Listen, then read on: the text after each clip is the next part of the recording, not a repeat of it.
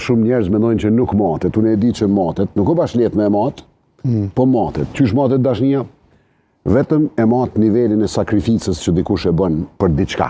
Qa do qoftë? Për fëmijën e vetë, për gruan, për vendin, për komunën, për fshatin. Edhe nëse din me e matë nivelin e sakrificës, din me e matë edhe dashnin e vërtet.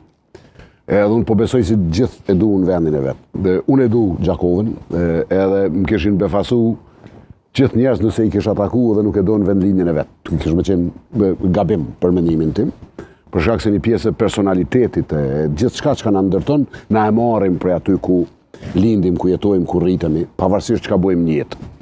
Tashi, ka ndodhë shumë projekte në Gjakovë, ka ndodhë shumë qka që unë po besoj mundet me uqujt pozitive, si në sensin e iniciatives private, të investimeve të mëdha kapitale, transformimit disa pjesëve të qytetit që janë dukë që janë pa transformueshme, të biznesit, të sensit të besimit njerëzve në komunën e vetë, qysh me spjegu këto mu mi o thonë shemu të amarim, qiko kërë ko marrë Gjakovën në 2017, edhe në fakte që gjinën në qëfar do raporti, Gjakova i ka pas 2.8 milion euro të hyra vjetore që ka qenë largë prej komunave me madhësi të Gjakovës, shumë largë.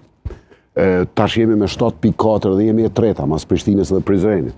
Ta tregon ndjenjen e njerëzve, ta tregon qarkullimin, se nuk ka qenë let me trefishu të hyrat për 8 vjetë, për 7 vjetë në faktu, se 6, për 6 vjetë, për shkak se neve nuk na ndikon të vëshëja ose rritja çmime, nuk na ndikon në hyra.